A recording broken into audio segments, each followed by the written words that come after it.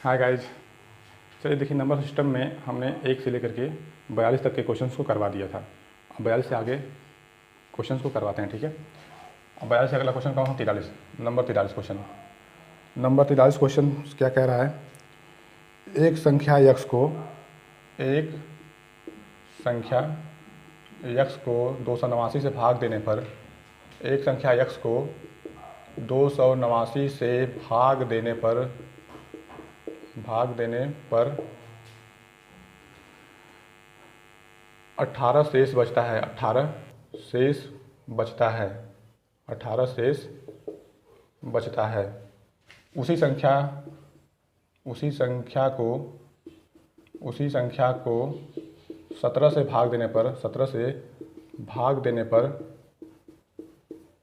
उसी संख्या को 17 से भाग देने पर शेष क्या बचेगा? यह क्वेश्चन 43 नंबर क्वेश्चन है। अब देखिए इस क्वेश्चन को कैसे किया जाए।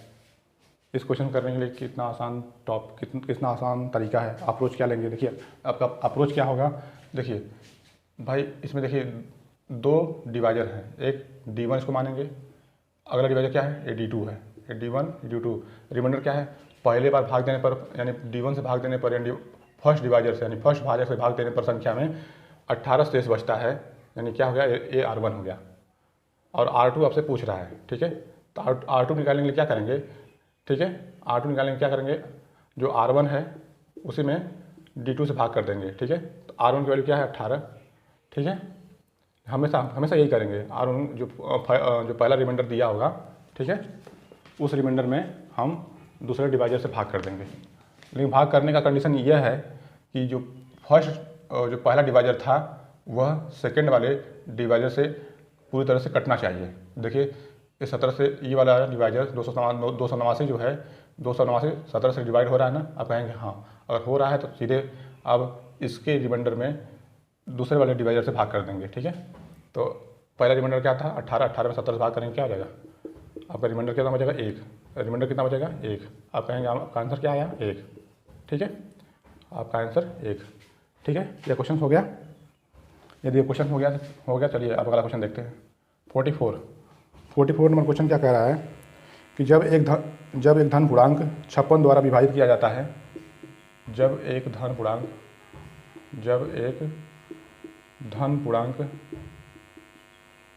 56 द्वारा विभाजित किया जाता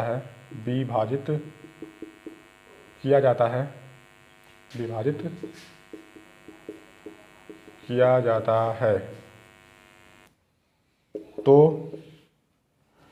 उसका शेषफल 29 प्राप्त होता है। तो उसका शेषफल 29 प्राप्त होता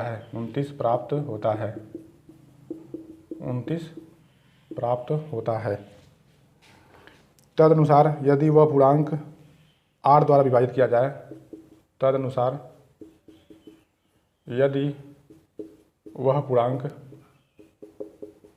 8 द्वारा विभाजित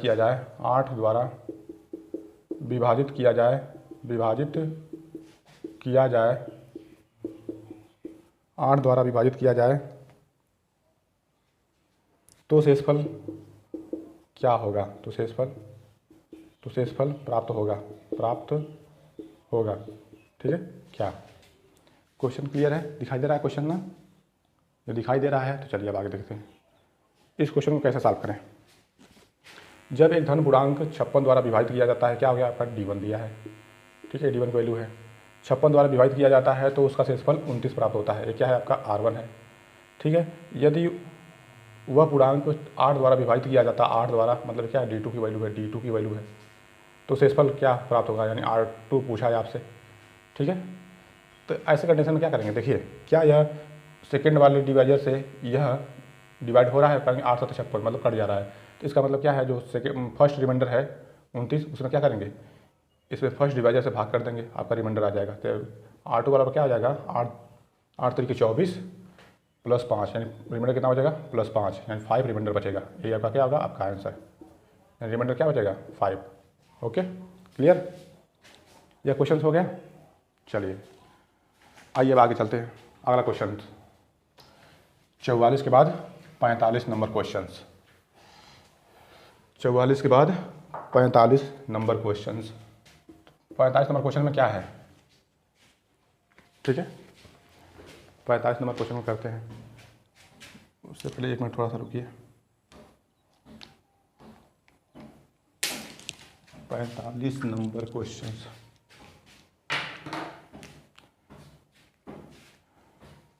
चलिए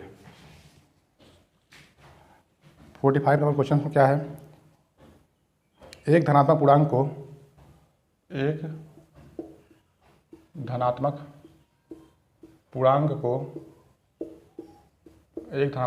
को 425 से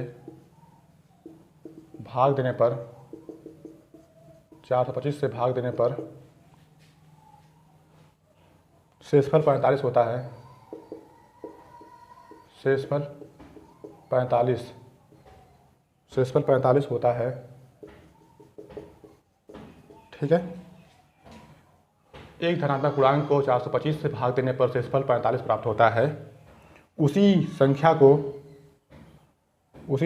17 से भाग देने पर, उसी संख्या को या उसी पूर्णांक को 17 से भाग देने पर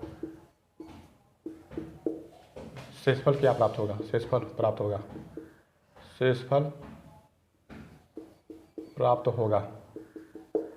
देखिए यहाँ पे क्या है, रिमाइंडर मतलब दूसरा रिमाइंडर पूछा है। फर्स्ट डिवाइजर क्या है, d1 की वैल्यू क्या है 1, d1 की वैल्यू क्या है 425, शेषफल यानी r1 की वैल्यू क्या दिया है 45। फिर देखिए ये d2 की वैल्यू क्या दिया है, आप कहेंगे 17, ठीक है। तो R2 निकालने के लिए क्या करेंगे, R2 निकालने के लिए यही फार्मूला है कि क्या करेंगे R1 बटे d2 बस। ऐसा तब अप्लाई करेंगे जब यह पहला डिवाइजर फर्स्ट वाले डिवाइजर से पूरी तरह से कट जाएगा, ठीक है। अब देखिए क्या यह 425 इससे 425 में 17 से भाग चली जा रही है। अगर 425 में 17 से भाग चली जाएगी तो ही ये फार्मूला लगाएंगे, देखिए 17 दूना 34, ठीक है। 17 दूना 34 कितना हुआ 8, यानी क्या हो गया 85। 17 × 85, इसका मतलब क्या 17 से पूरी तरह से इसमें भाग चली जा रही है। तो बस आप कुछ करना ही नहीं है। तब R1 वैल्यू क्या दिया है, तो R1 वैल्यू क्या दिया है 45, ठीक है। D2 वैल्यू क्या दिया है 17। तो आप सुनो, आपको डायरेक्ट जो है रिमाइंडर निकल जाएगा। 17 दूना 34, ठीक है। कितना रिमाइंडर बचा 34, 6, 5, 11 यानी 11। रिमाइंडर कितना बचा आपका 11, यही आपका क्या होगा आंसर। मतलब डायरेक्ट रिमाइंडर निकाल सकते हैं, ठीक है। डायरेक्ट रिमाइंडर निकाल सकते हैं, यानी पहले वाले रिमाइंडर में सेकंड वाले डिवाइजर से भाग करके तुरंत रिमाइंडर निकाला जा सकता है, ठीक है। क्लियर। चलिए आइए तब अब 46 क्वेश्चंस को कैसे सॉल्व करें। 46 क्वेश्चन क्या कह रहा है, 46 कह रहा है कि विभाजन के एक योगफल में विभाजन के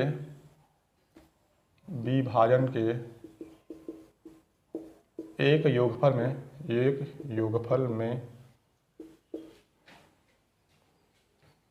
विभाजन के एक योगफल में विभाजक भागफल का 10 गुना, विभाजक भागफल का 10 गुना, विभाजक भागफल का 10 गुना, ठीक है। और शेषफल का 5 गुना है, और शेषफल का 5 गुना है, और शेषफल का 5 गुना है। तदनुसार यदि उसमें शेषफल 40 हो, तदनुसार यदि उसमें शेषफल 40 हो, तो भाज्य कितना होगा,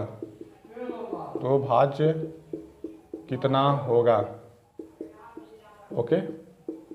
चलिए आइए देखिए इस प्रश्न को कैसे सॉल्व करते हैं। इस प्रश्न के लिए फार्मूला हमने लिखवाया था, ठीक है, भाज्य बराबर भाजक गुणे भागफल प्लस शेषफल, ठीक है, उसी फार्मूले पर हमें रखना है। क्या फार्मूला था आपका?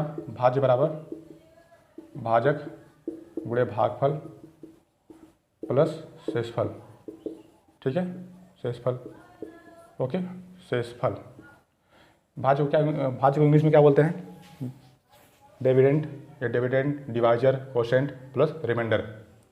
तो आइए देखिए क्या कह रहा है। विभाजन के एक प्रश्न में विभाजक भागफल का 10 गुना और शेषफल का 5 गुना है, तदनुसार यदि उसमें शेषफल 40 हो तो भाज्य कितना होगा, यानी यही पूछा है, ठीक है।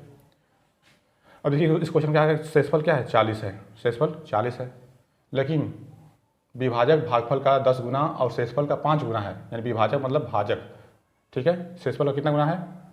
आप कहेंगे 5 गुना। अगर शेषफल 40 है तो अगर शेषफल 40 है, ठीक है, तो विभाजक कितना हो जाएगा? 5 गुना है ना, तो विभाजक कितना हो जाएगा बताइए? 4 × 5 = 20, यानी 200 हो जाएगा, ठीक है। तो भागफल कितना होगा? भागफल के बारे में बात किया है कि विभाजक भागफल का 10 गुना है, विभाजक भागफल का 10 गुना, यानी कि यह अगर 200 है, ठीक है, ठीक है, तो भागफल का यह क्या है? भागफल का विभाजक भागफल का 10 गुना है। अगर यह 10 गुना है तो ये कितना होगा? यानी इसमें से 10 से भाग कर देंगे तो यह पता चल जाएगा, यानी कितना होगा? 20, ठीक है। तो 200 गुणे ये क्या है? भागफल 20 हो गए, तो भाजक 200 भागफल 20 प्लस शेषफल 40, तो क्या हो जाएगा? 20 दूना 40, यानी कितना हो गया? 4000 प्लस 40, टोटल वैल्यू कितना होगी? 4040, ठीक है। यही क्या हो गया आपका आंसर? 4040। यह प्रश्न क्लियर हुआ? सबको क्लियर हुआ? पक्का? अगर समझ में आया तो चलिए अब अगला क्वेश्चन चलते हैं। अगला क्वेश्चन या नेक्स्ट क्वेश्चन क्या है, ठीक है, चलिए आइए 47 नंबर क्वेश्चन को देखते हैं। 47 नंबर क्वेश्चन, 47 में कहा गया है कि कोई संख्या जब 175 से विभाजित की जाती है, जब 175 से विभाजित की जाती है, कोई संख्या जब 175 से विभाजित की जाती है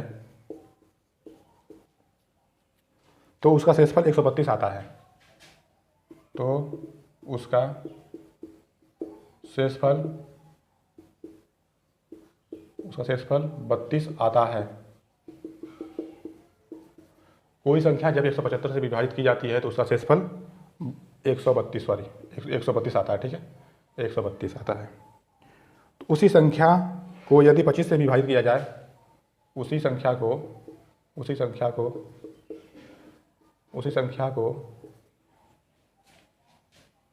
25 से विभाजित किया जाए, 25 से विभाजित किया जाए तो शेषफल कितना होगा? तो शेषफल कितना होगा, ठीक है। तो देखिए यह प्रश्न भी बहुत ही अच्छा है और आसान भी है, लेकिन ऐसे क्वेश्चन को मैंने बहुत करवा दिया, ठीक है, कम से कम 10 के आसपास क्वेश्चन मैंने करवा दिया होगा। तो देखिए कुछ करना ही नहीं है, आपको बताएंगे नहीं, यानी जब 100 क्या है D1 है, ठीक है, जब D1 यानी जब 175 से विभाजित किया जाता है उस समय शेषफल क्या आता है? 132 आता है, ठीक है। तो क्या हो गया आपका R1 हो गया। तो उसी संख्या को 25 से विभाजित किया जाए तो शेषफल क्या होगा? यानी R2 की वैल्यू क्या आ जाएगी? तो सीधे क्या 132 में क्या करेंगे आप? 25 से डिवाइड कर देंगे तो कितना आ जाएगा? 25 × 150 होता है, 25 × 5 = 125, ठीक है, 25 × 5 = 125 ना, तो 125 5, यानी कितना रिमाइंडर आएगा? रिमाइंडर आपका आ जाएगा 7, ठीक है, ओके। रिमाइंडर कितना आ जाएगा? जब भाग करेंगे तो 7 रिमाइंडर आएगा, यही क्या हो गया आपका आंसर, ठीक है। 47 के बाद 48 क्वेश्चन आइए देखते हैं, ठीक है।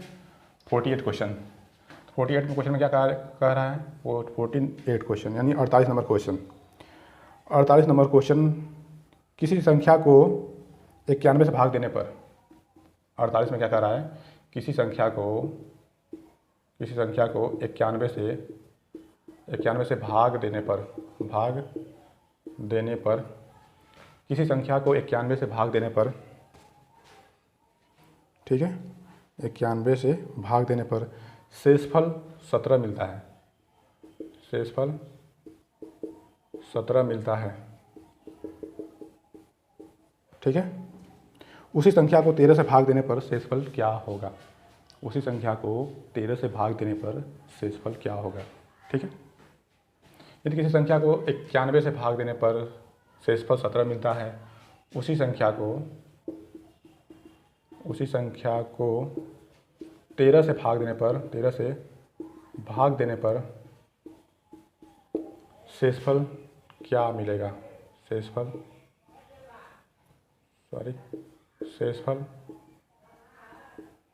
क्या मिलेगा? ठीक है, शेषफल मिलेगा।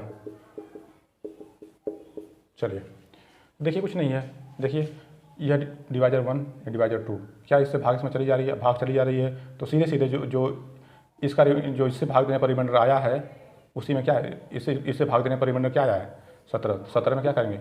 इस डिवाइजर से भाग कर देंगे।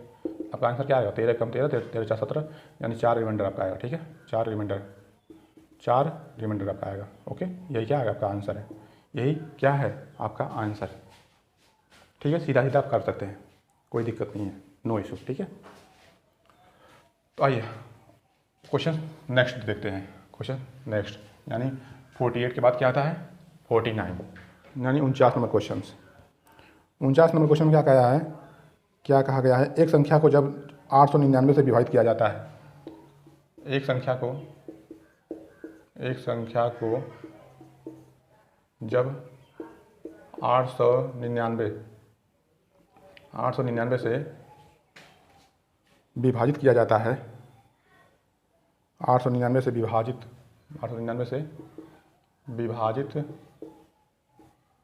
किया जाता है,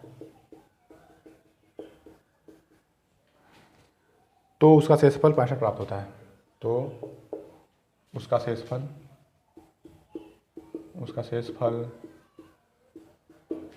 65 प्राप्त होता है, 65 प्राप्त होता है। ठीक है, यदि उसी संख्या को 31 से विभाजित किया जाए, यदि उसी संख्या को 31 से विभाजित किया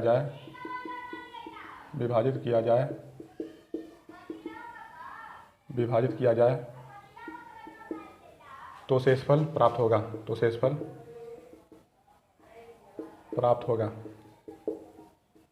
ठीक है, आइए देखिए, ये भी क्वेश्चन क्या है? सेम है, सेम लॉजिक पे है, सेम कॉन्सेप्ट पे है, कुछ भी देखने की आवश्यकता नहीं है।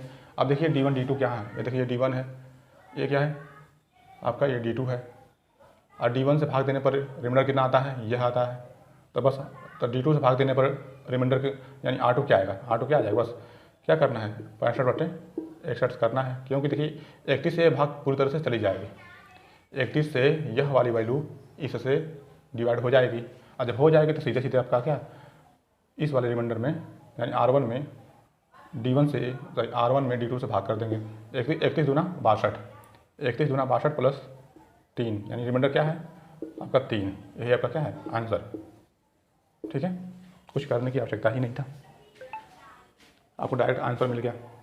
ओके, आइए नेक्स्ट क्वेश्चन में 49 के बाद 50 क्वेश्चंस। 50 क्वेश्चन में क्या कहा गया है? विभाजन के एक प्रश्न में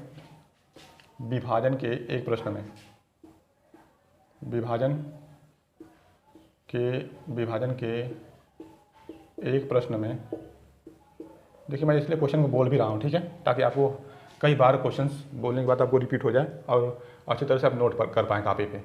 विभाजन के एक प्रश्न में, ठीक है, भाजक भागफल का 4 गुना, भागफल का 4 गुना, भागफल का 4 गुना है, ठीक है, और शेषफल का 2 गुना। विभाजन के एक प्रश्न में भाजक भागफल का 4 गुना है और शेषफल का 2 गुना 2 गुना है, ठीक है। यदि ए और बी क्रमशः भाजक और भाज्य हैं, यदि ए और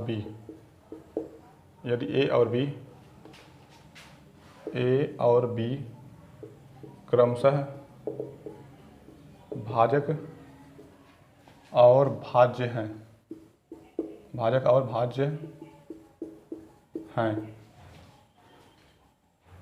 तो इसका आंसर क्या आएगा, मतलब तो इसका आंसर क्या आएगा। इसके लिए देखिए ऑप्शंस क्या है, ऑप्शंस क्या क्या दिया है, दिया कि 4b² minus A square by A बराबर 3। ऑप्शन नंबर बी दिया है 4b माइनस 2a बटे ए स्क्वायर बराबर 2। ऑप्शन नंबर सी क्या दिया है, a+1 का whole square is equal to 4b। Option number D क्या दिया है, a into a+2 by b बराबर 4, यही दिया है, ठीक है। अब देखिए इस क्वेश्चन को थोड़ा सा ध्यान से देखिएगा, सुकून से देखिएगा। क्वेश्चन ये भी क्या है, बहुत ही क्वेश्चन आसान है, ठीक है, क्वेश्चन टफ नहीं है, सेम लॉजिक है, भाज्य बराबर भाजक गुणे भागफल प्लस शेषफल, उसी पे इसको सॉल्व कर देना है। देखिए विभाजन के एक प्रश्न में एक बार पढ़ देता हूँ। विभाजन के एक प्रश्न में भाजक भागफल का 4 गुना और शेषफल का 2 गुना है, यानी क्या है, भाजक जो है भाजक भागफल का 4 गुना और शेषफल का 2 गुना है, ठीक है। तो यदि ए और बी क्रमशः भाजक और भाज्य हैं, यानी देखिए ए क्या है आपका भाजक दे दिया ना, और बी क्या है बी क्या है भाज्य, ठीक है, बी क्या है भाज्य।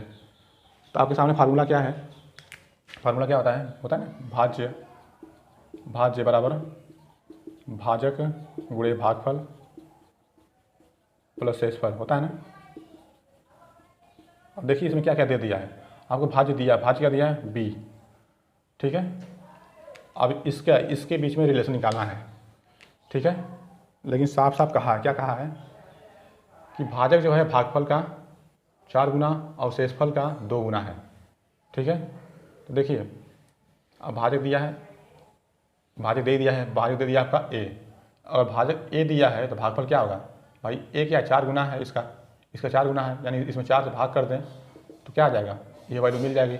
यानी ए क्या आपका था, भाजक ए था, भागफल क्या होगा a/4, और क्या है शेषफल का 2 गुना है, यानी इसमें 2 से भाग कर दें, इसमें भाजक में 2 से भाग कर दें तो क्या मिल जाएगा आपको, आप कहेंगे शेषफल। तो a/2 क्या हो जाएगा शेषफल। देखिए सब का सब मिल गया, भाजक मिल गया, भागफल मिल गया, शेषफल भी मिल गया, ठीक है, और भाज्य भी मिल गया। भाज्य क्या दिया था, भाज्य दिया है बी, ठीक है। तो बी बराबर क्या हो जाएगा, भाजक कितना है ए, भागफल कितना मिला आपको a/4, आप कहेंगे शेषफल कितना मिला, आप कहेंगे a/2, ठीक है। बस अब थोड़ा सा समीकरण को सॉल्व करना है बस, और कुछ करने की जरूरत ही नहीं है। अब देखिए ध्यान से, अगर इसमें ऊपर नीचे 2 से मल्टीप्लाई कर दें तो मान में कोई परिवर्तन होगा, आप कहेंगे नहीं।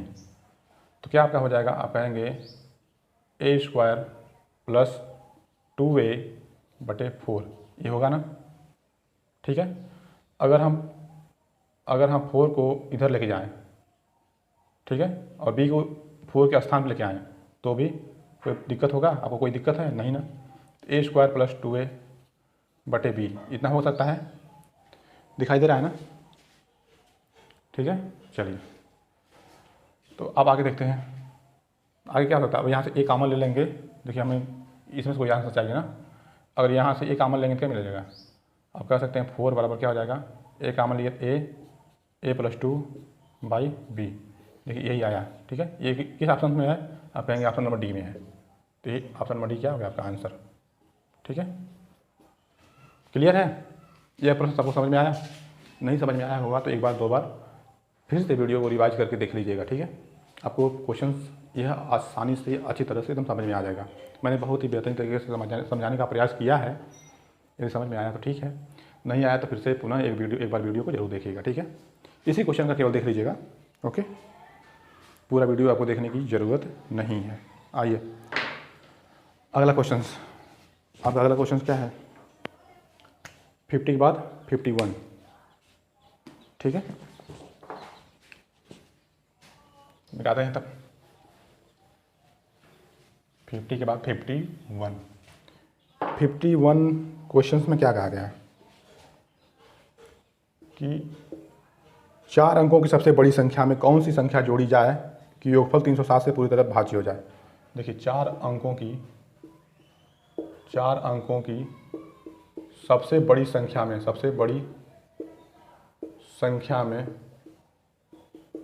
अंकों की सबसे बड़ी संख्या में सबसे 4 अंकों की सबसे बड़ी संख्या में कौन सी सबसे छोटी संख्या जोड़ी जाए, कौन सी सबसे छोटी संख्या जोड़ी जाए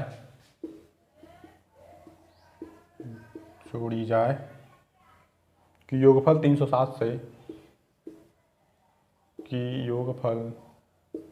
360 से पूरी तरह विभाजित हो जाए, ठीक है। इन 4 अंकों की सबसे बड़ी संख्या में कौन सी सबसे छोटी से छोटी संख्या जोड़ी जाए कि योगफल 360 से पूरी तरह विभाजित हो जाए। देखिए ये क्वेश्चन कितना सिंपल है, कितना आसान है, ठीक है। इसमें एक पॉइंट ध्यान देने की ज़रूरत है, वो पॉइंट क्या है, ठीक है। जब जोड़ने की बात करें, ठीक है, जब पूछा जाए क्या जोड़ी जाए, ठीक है, पूछा जाए क्या जोड़ी जाए, ठीक है, उस समय क्या जोड़ेंगे, उस समय जोड़ेंगे भाजक, जो डिवाइजर होगा यानी भाजक माइनस शेषफल, भाजक माइनस शेषफल जो आएगा उसी को आप जोड़ देंगे, ठीक है, उसी को आप जोड़ देंगे, ठीक है, ओके। जैसे देखिए 4 अंकों की सबसे बड़ी संख्या क्या होती है, आप कहेंगे 9999 यानी 9999। इसमें 360 से अगर भाग करेंगे आप, ठीक है, तो कुछ ना कुछ रिमाइंडर आएगा, ठीक है। जो रिमाइंडर आएगा उसको इस डिवाइजर में से घटाएंगे, घटाने के बाद जो आएगा उसी को, वही आपका क्या होगा, आंसर होगा। आप कहेंगे वही क्या होगा, उतनी ही संख्या जोड़ी जाएगी, ठीक है। क्लियर है। इस प्रकार के प्रश्न में ऐसे 2 प्रश्न आते हैं, क्या जोड़ी जाए, क्या घटाई जाए, ठीक है। जब घटाने की बात करते हैं, मतलब क्या घटाई जाए, मतलब क्या घटाई जाए, यह पॉइंट आ जाए, ठीक है। तो उसके बाद जो रिमाइंडर आएगा, जो रिमाइंडर होगा, जो शेषफल होगा, ठीक है, वही क्या होगा, सीधा वही अब क्या होगा, आपका आंसर होगा, वही क्या होगा, आपका आंसर होगा। इसमें डिवाइजर में जोड़ने या डिवाइजर में घटाने की आवश्यकता नहीं होती है। जो भी आपका रिमाइंडर आएगा वही क्या होगा, सीधे संख्या को वही घटा देंगे, ठीक है। क्लियर है। तो देखिए आइए इस प्रश्न को सॉल्व करते हैं। 4 अंकों की सबसे बड़ी संख्या में कौन सी सबसे छोटी संख्या जोड़ी जाए कि योगफल 360 से पूरी तरह विभाजित हो जाए। तो देखिए 360 से भाग करिए, कितने बार जाएगा, आप कहेंगे 2 बार जाएगा, ठीक है। तो 2 सते 14 और 2 सते 14 और 2 दूना 6, 3 बार जा सकता है ना, सॉरी 3 बार लेके जाइए, 3 बार, 3 सते 21, 3 सते 21 और 3 तरीके 9, कितना बार, 9 से 21 बार, ठीक है। 9 से 21 गया ना, 3 बार में 9 से 21। अब घटाइए, 9 में से 1 जा 8, फिर 9 में से 2 जा 7, ठीक है। अब 78 हो गया। अब 78 में 1 यहाँ से नीचे उतार लेंगे, क्या हो जाएगा टोटल 789। अब भाग जाइए, अब कितना बार भाग जाएगा, 2 बार। तो 2 बार में कितना बार जाएगा, तो 2 सते 14 और 2 तिहाई 6।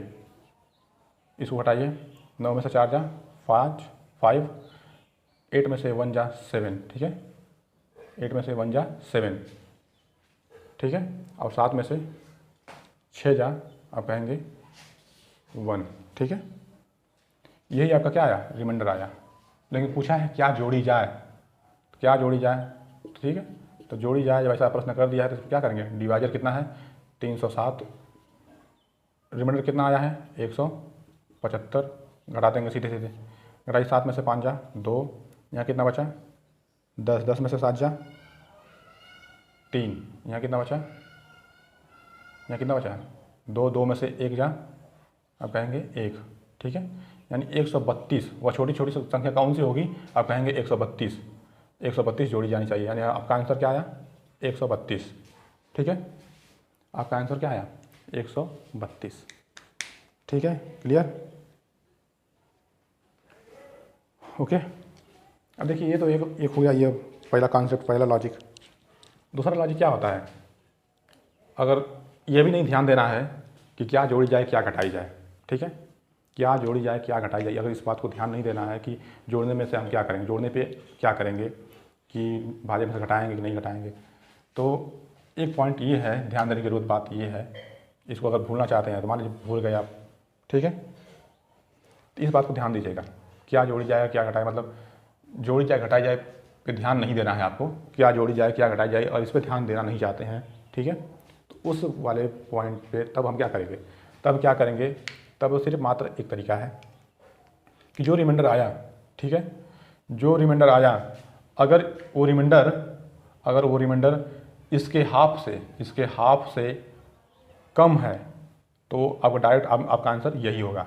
ठीक है, जो भी रिमाइंडर आया इसके हाफ से, यानी भाजक के हाफ से मतलब आधा, इसके आधे से कम है तो सीधा सीधा आंसर लिख देंगे। ठीक है, तब उस पर जोड़ने और घटाने पे ध्यान नहीं देने की जरूरत है।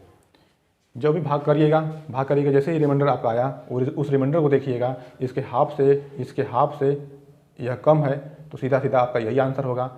लेकिन अगर इसके हाफ से यह ज़्यादा है, ठीक है, इसके हाफ से यह ज़्यादा है तो इसमें से घटा करके इसमें से यह घटाइएगा रिमाइंडर, उसके बाद वो आंसर लिख दीजिएगा, उसके बाद आंसर आप लिख दीजिएगा। तो देखिए यह क्या है 175 आया ना, भाग हमने किया इसमें 175 आया, तो 175 क्या है, अब 307 का हाफ क्या होगा, आप कहेंगे 2 कम 2 पचे 10, ठीक है, और 2 तिहाई 6 पॉइंट इतना आएगा ना, मतलब देखिए 153.5 आएगा। ठीक है, अब 153.5 से यह कम है कि ज़्यादा है, आप कहेंगे 153.5 से यह ज़्यादा है, अगर ज़्यादा है तो इसमें से घटा करके आप आंसर लिख देंगे, यानी 307 में से 175 घटाएंगे तो कितना आएगा 132, तो आपका 132 ही क्या होगा आपका आंसर होगा। लेकिन अगर यही रिमाइंडर अगर इसके हाफ से कम आया होता तो सीधे घटाने की आवश्यकता नहीं थी, वही आपका क्या होता आंसर होता।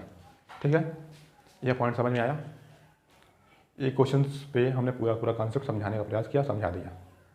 अगर नहीं समझ में आया होगा तो फिर से आप जो है अगर क्वेश्चन पे वैसे समझ में आ जाएगा, अभी बहुत सारे क्वेश्चन हैं इस टॉपिक पे, इस बेस पे। ठीक है, तो चलिए नेक्स्ट क्वेश्चन, नहीं समझ में आएगा तो 1-2 बार वीडियो को देख लीजिएगा, एकदम क्लियर हो जाएगा फिर। ठीक है, वैसे मैंने समझाने का अच्छी तरह से प्रयास किया है और आई होप कि आपको समझ में भी आया होगा पूरी तरह से। ठीक है, पूरी तरह से।